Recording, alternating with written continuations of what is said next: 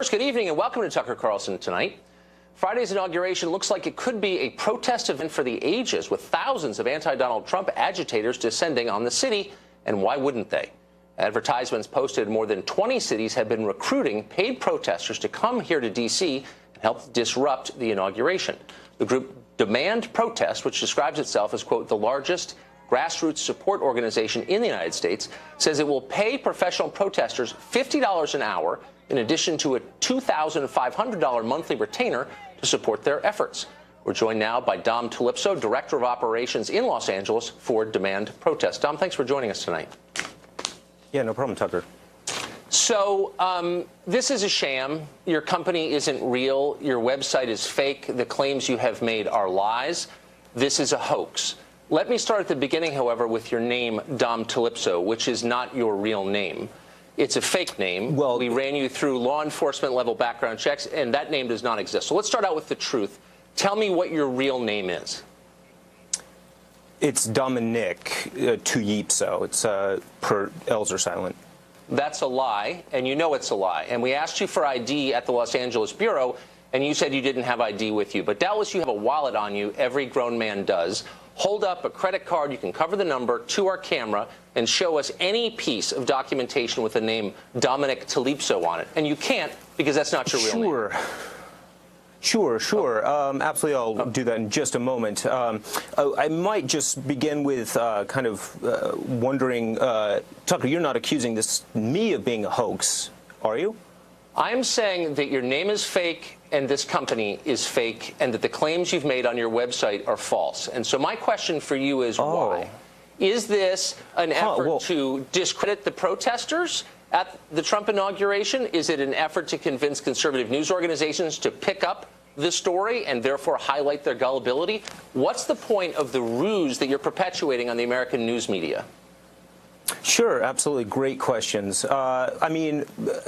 Basically, there's no way that a legitimate news agency would have somebody on that didn't really know what they were saying or was just kind of talking out of their behinds. There's a certain amount of vetting that goes on behind every news organization. So I would assume that I wouldn't be given airtime on a national stage unless I was legitimate.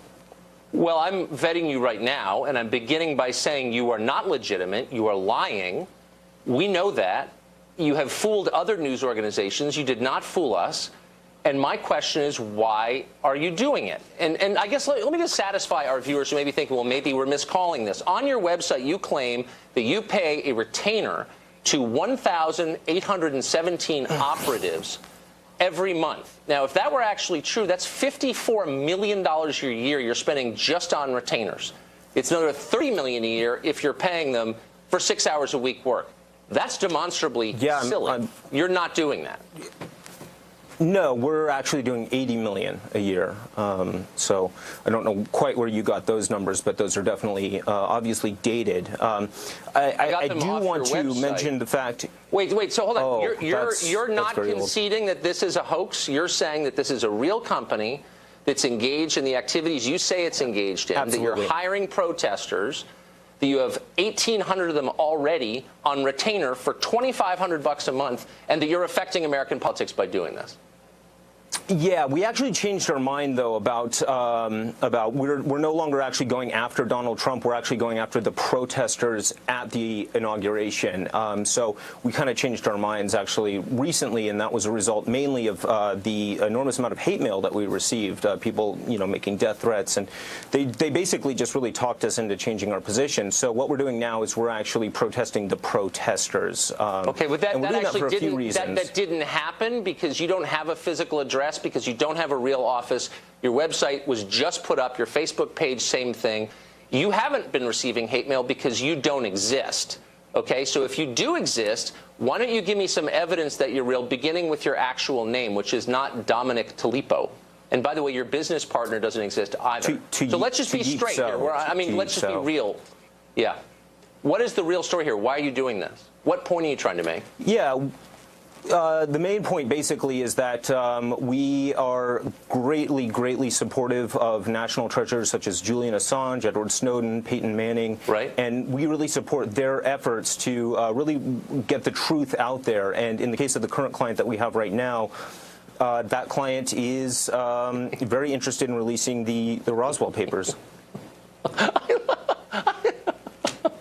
don't know it. Really? So you're pretty supportive of Peyton Manning, are you? Extremely, yeah. Okay. You're not going to, I mean, obviously, this is performance art. I will say you're pretty good at it. When you convince papers like the Washington Times, which ran this pretty straight, to run your lies, to run this hoax, which I will concede is kind of amusing, what was the point of that? I mean, beyond just amusing yourself. Are you trying to make a political statement? I don't know. I mean, it's pretty darn easy these days to just say whatever the heck you want on national TV and have it pass off as truth. And, you know, it's pretty, I don't know, it's just pretty incredible to me how easy it was to get the coverage we got. By the way, I'm not saying any of this is a hoax or any of this isn't true. We've actually got 100,000 protesters going to Washington, D.C. to fight anybody who is opposed to Donald Trump. I mean, the reason we another main reason we shifted from being against Trump to Trump about 30 minutes ago was basically we realized initially he didn't really like Julian Assange or Peyton Manning, and when he kind of changed, when the election and the Assange connection was made, he essentially became a supporter of Assange, and so we are now supporting Trump in the hope that the Roswell documents from 1947 are finally released and put back into the hands of Fisher Stevens. The critical Roswell documents. All right, well, give my best to Peyton Manning and also to Mrs. Tullipso, if you would. Thanks a lot for joining us, Dom. Whoever you are. I can't believe. Where's last question? I'm sorry. Did you think that we were going to fall for? I mean, be honest. Did you think you were going to come on and we were going to? I'm just surprised. You put me on. That's what's surprising. Well, because it showed up all over across American media, and I'm reading this. I was saying, well, that's not true. Who is this guy? And so I'm glad you came on to semi-explain it. Well, God bless you for fact-checking, even if you did it when we were on the air. Oh, no, we knew ahead of time. It was good to see you anyway. Thanks a lot. Good. Thanks. Well.